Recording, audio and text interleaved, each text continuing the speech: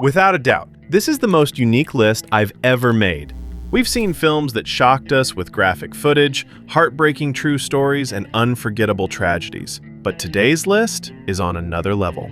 Today on Top 2 Day, we're counting down the 10 most unique documentaries ever made. Whether it's the story, the filmmaking, or the incredible ideas behind their creation, I've tried to gather the most fascinating documentaries you can find online. We may be stepping away from our usual disturbing content, but I can promise you this. By the time this video ends, you'll have discovered at least a few documentaries you'll want to watch immediately. If you're ready, don't forget to like this video and subscribe to the channel. Now, let's start with number 10. Number 10. F for Fake, 1973. Ladies and gentlemen, by way of introduction, this is a film about trickery, fraud, about lies. If a forgery can move you just as much as the original, is it really any less valuable? That's the fascinating question at the heart of one of the most unique documentaries ever made. Directed by the legendary Orson Welles, F for Fake follows the stories of two extraordinary con artists. The first is Elmir Dahori, one of the greatest art forgers in history, whose fake paintings fooled museums, wealthy collectors, and even some of the world's leading experts for years. The second is Clifford Irving, a writer who managed to convince a major publisher that he had written the official autobiography of billionaire Howard Hughes, despite never actually meeting him. As the documentary unfolds, Orson Welles gradually takes center stage himself and begins asking a much bigger question. If fake paintings can fool experts, and fake stories can fool the media, what makes you think you can't be fooled as well? The film also raises fascinating questions about the nature of art itself. What actually gives a painting its value? The artist who created it? The opinions of experts? Or simply the emotions it makes us feel? And if a talented forger can fool the world's leading experts, then who are those experts to decide what great art really is? But don't think that's what this documentary is really about. Orson Welles constantly leads the audience in one direction, only to quietly pull the rug out from under them. By the end, you realize that the film isn't just about great con artists. It becomes an experiment that quietly turns the audience into part of the experience. Even more than 50 years later, F for Fake still feels unlike almost any other documentary ever made. And the less you know before watching it, the better. I genuinely believe Orson Welles was a genius. If you've already seen this documentary, let me know in the comments whether you agree or not. Number 9. Exit Through the Gift Shop, 2010. Who's Banksy, this. And I said, I really like that guy, you know? And it's like, I want to interview this guy. Can a documentary itself be the greatest prank ever pulled on its audience? That's the question many people have been asking ever since the release of Exit Through the Gift Shop. This documentary remains one of the most interesting and mysterious projects ever put on screen, but I believe there's still a good chance you're hearing about it for the first time. The documentary begins by following Thierry Guetta, an eccentric French immigrant living in Los Angeles who becomes obsessed with filming street artists. Armed with nothing more than a camcorder, he spends years documenting some of the biggest names in the graffiti world, including Shepard Fairey and the mysterious Banksy himself. But then, everything changes. Instead of making a documentary about street art, Thierry suddenly finds himself becoming one of the artists. With almost no experience, no formal training, and no obvious talent, he launches his own career under the name Mr. Brainwash. Within months, his artwork is selling for enormous amounts of money, and thousands of people are lining up to buy it. Naturally, this raised one enormous question. Was Mr. Brainwash actually a real artist? Or was he simply the biggest art project Banksy had ever created? If you've already watched this documentary, you might think it's an obvious hoax. And if you've been following Banksy's work for years, it's easy to see why. His art has always been about challenging authority, mocking the art world, and blurring the line between reality and performance. So, for many fans, this film feels like the next logical step. But even today, Mr. Brainwash is still an active artist. His website is regularly updated, he continues to hold exhibitions, and his artwork is still being sold around the world. So don't be too quick to assume you know the truth. Instead, give this incredible documentary another watch. You can find it completely free on YouTube. Number 8. American Movie, 1999.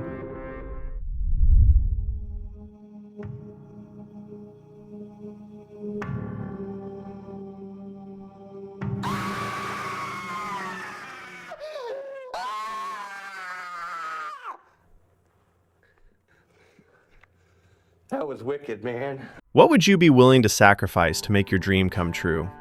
For Mark Borchardt, whose dream was to make his own film, the answer was simple: everything. American Movie is a 1999 American documentary directed by Chris Smith that documents the making of Coven, an independent horror short directed by Mark Borchardt, our protagonist. What makes this documentary so unique isn't the film Mark is trying to make, but Mark himself.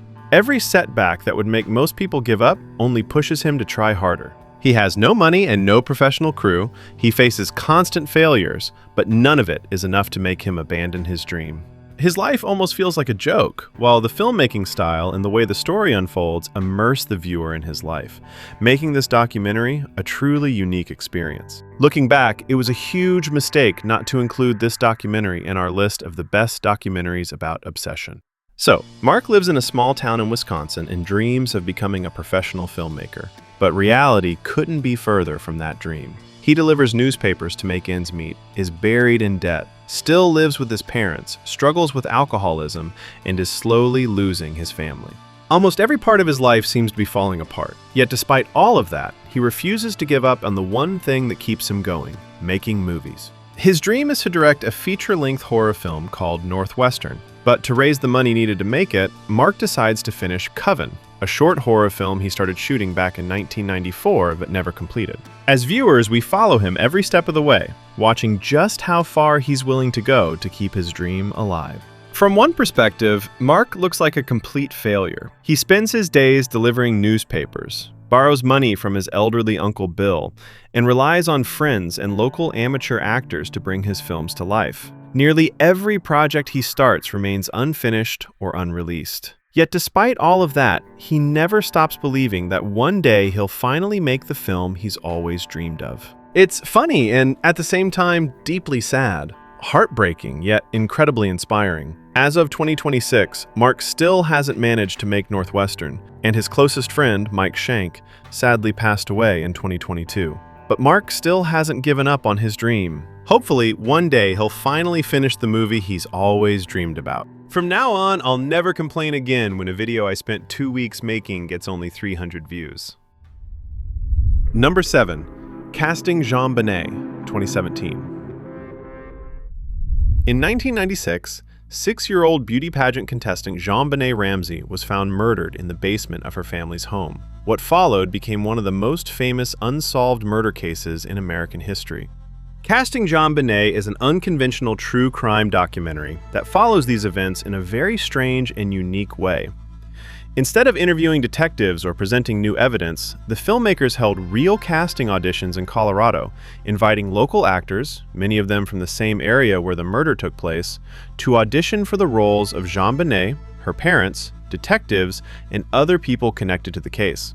As the auditions unfold, the actors begin sharing their own theories, memories, and opinions about the case. Before long, the documentary becomes less about solving the murder and more about how ordinary people interpret a tragedy that has fascinated the public for decades. The result is one of the most unusual true crime documentaries I've ever seen. But to fully appreciate it, you first need to understand the JonBenet Ramsey case itself. So before diving into the documentary, I'd recommend reading about the case first, even if it's just the Wikipedia article. As for the documentary itself, it doesn't try to tell you who the killer was. Instead, it explores why this case has fascinated millions of people for decades, and why everyone seems so desperate to find an answer, even though one may never exist. Number 6. The Five Obstructions, 2003. Are you familiar with the work of Lars von Trier? Love him or hate him, there's no denying he's one of the most unconventional filmmakers of all time. In 2003, Lars von Trier approached his friend and mentor, legendary filmmaker Jørgen Leth, with a challenge that sounded almost impossible. He asked him to remake one of his own short films, The Perfect Human, not once, but 5 different times. There was just one catch. Before each remake, von Trier imposed a completely new set of restrictions, obstructions, that made the task seem almost impossible. One version had to use shots no longer than 12 frames. Another had to be filmed in one of the poorest places on Earth without showing poverty. One remake had to be turned into a cartoon. And every time Leff thought he had finally succeeded, another impossible challenge from von Trier was waiting for him. This is a very niche documentary that explores creativity, perfectionism, artistic pride, and the strange relationship between a student and the man who inspired him to become a filmmaker. At times, it even feels as if Lars von Trier is trying to break Jürgen Leff psychologically, just to see what kind of art will emerge from the struggle. It's not really about cinema, it's about the creative process itself. By the end, you'll probably find yourself thinking less about the films they created, and more about the extraordinary experiment you've just witnessed. Sometimes you do need more restrictions to get out of a rut. Not for everyone, but definitely worth watching. Number 5. Rewind, 2019. Rewind is the hardest film to watch on today's list. If you're looking for something truly disturbing, you've just found it. This documentary belongs on every disturbing documentary list we've ever talked about, but it's also one of the most unique documentaries ever made. Directed by Sascha Joseph Neulinger in 2019, the documentary tells the story of his own childhood through hundreds of hours of real home videos captured by his family over nearly 3 decades. Throughout his childhood, his father constantly filmed birthdays, vacations, Christmas celebrations, and countless ordinary moments, unknowingly creating an extraordinary archive of their lives. Then, as Sascha grows older, he begins revealing the horrifying truth hidden behind those happy-looking videos. What makes Rewind so unique is that almost every major event in the documentary is illustrated using real footage filmed by Sascha's own father decades earlier. Instead of relying on reenactments or dramatic interviews, the documentary lets the family's home videos slowly tell the story. The result is both heartbreaking and deeply unsettling. I don't want to spoil anything about this story, but to give you a general idea, Sascha experienced terrible things at the hands of several members of his own family as a child. Years later, he begins piecing together the truth through his family's old home videos. As viewers, we watch a child laughing, smiling at the camera, and celebrating holidays with the very people who betrayed him. Knowing what was happening behind the scenes makes even the happiest family moments absolutely heartbreaking. When it comes to emotional impact, I'd rank this documentary almost alongside Dear Zachary. Just like that film, it's an incredibly personal project created by a single person, even though it explores a very different subject. If you've seen Rewind, let me know what you thought of it in the comments below. Number 4. Life in a Day, 2011.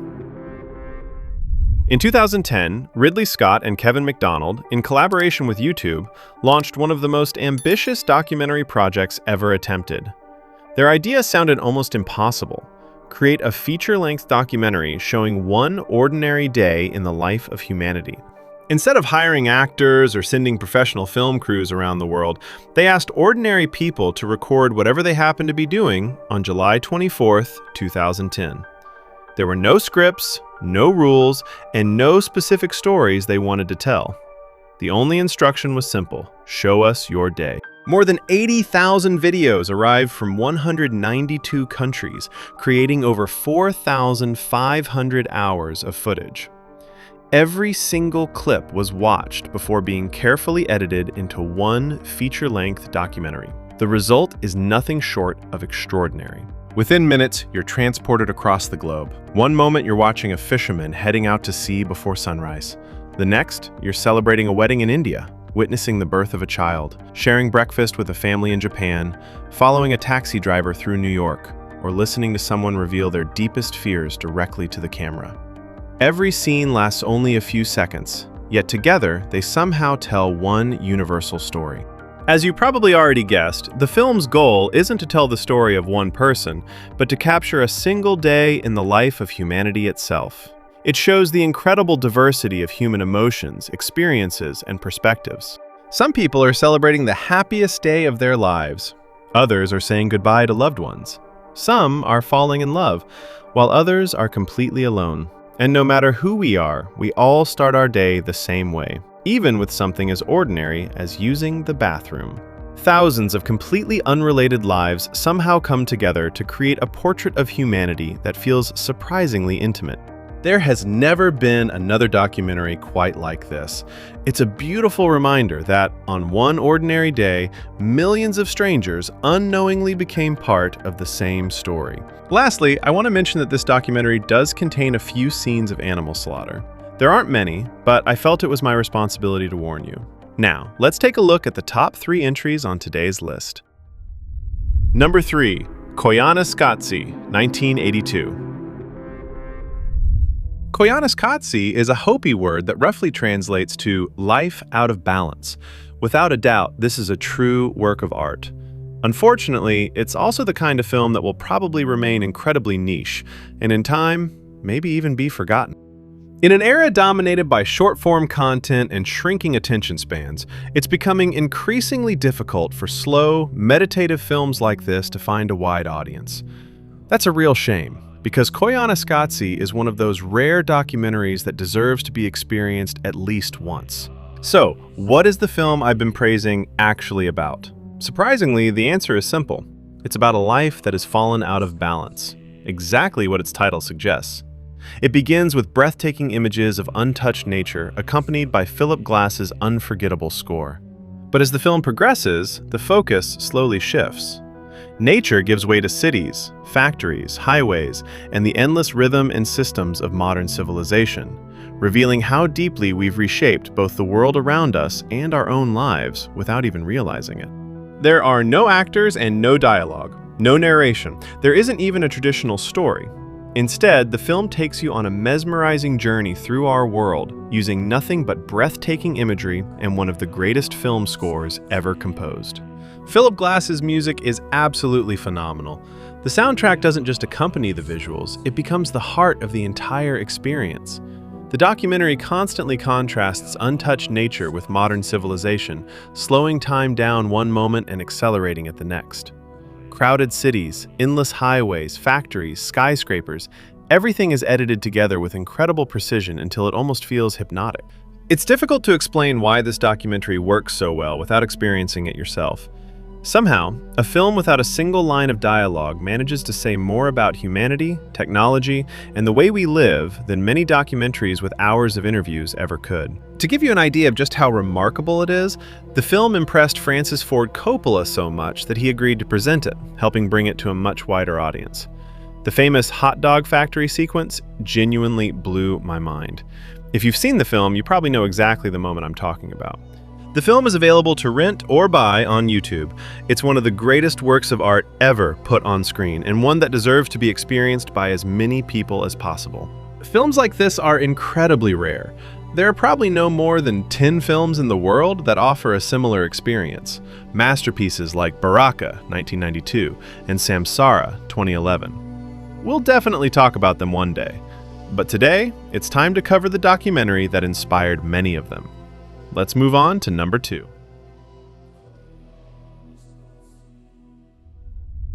Number 2, Man with a Movie Camera, 1929. It's hard to believe this documentary was made almost 100 years ago, yet even today it still feels decades ahead of its time. Almost everyone with even a passing interest in cinema has heard of this film. It's still studied in film schools around the world and remains one of the greatest works of cinema to ever come out of the Soviet Union. Directed by Dziga Vertov, the film has no actors, no dialogue, and no traditional story. Instead, it captures a single day in the life of a Soviet city, using techniques that were almost unimaginable for the 1920s. It experimented with split screens, double exposures, hidden cameras, and countless editing techniques that audiences had never seen before. Many of the filmmaking techniques we now take for granted either appeared here for the first time or were pushed to entirely new levels. The film isn't just documenting reality, it constantly reminds you that you're watching a film being made. The cameraman becomes part of the story, the editing process is shown on screen as well, and the line between reality and filmmaking almost disappears. It's impossible to overstate how influential this documentary became. Nearly every experimental documentary that came after it owes something to Man with a Movie Camera.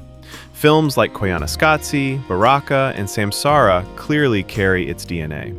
The documentary is available to watch for free on YouTube, but there's one version in particular I'd strongly recommend.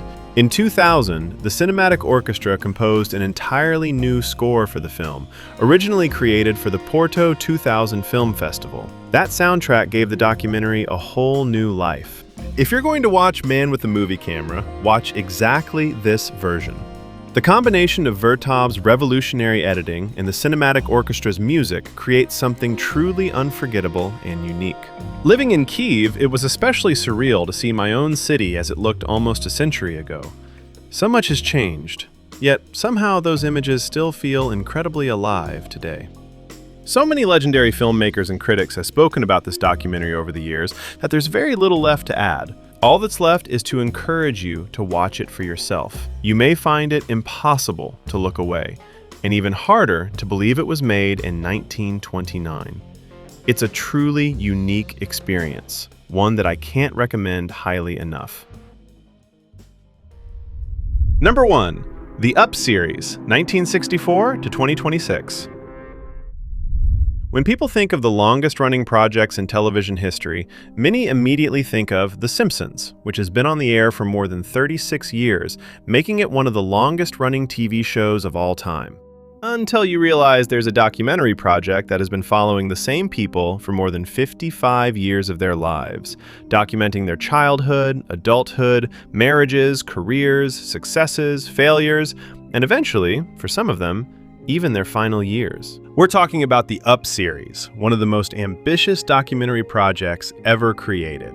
It all began in 1964 with 7 Up, directed by Paul Almond, and later continued by Michael Apted, who returned to the same people every 7 years for the next 5 decades, transforming a simple television documentary into one of the greatest achievements in documentary filmmaking. The original film introduced 14 7-year-old children from completely different social backgrounds.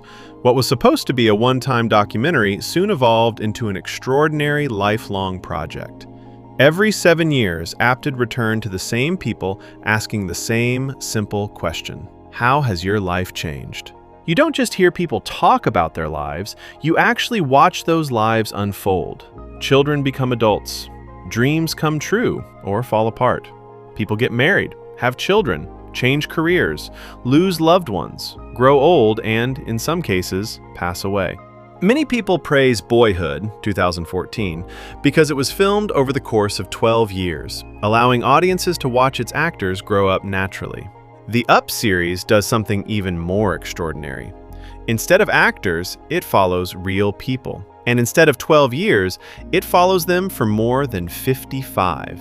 No scripted film could ever recreate something like this. Time itself becomes the main character. By the time you reach 63 Up, it feels like you've spent decades with these people, quietly witnessing their entire lives. Most likely, a documentary like this will never be made again. And even if someone decided to start one today, most of us probably wouldn't live long enough to see it completed. The Up series is, without a doubt, deserved number 1. We've finally reached the end of today's list. Did you discover something new? Do you know any even more unique documentaries or projects? If you do, let me know in the comments below. I read every single one. Also, you can find where to watch all of these films in the pinned comment. If you enjoyed the video, don't forget to leave a like and subscribe. Also, I don't even know if this feature actually works, but if you'd like to support the channel financially, you can send a super thanks. It should be somewhere below the video. Take care of yourselves and the people you love. Thank you so much for watching, and I'll see you in the next one.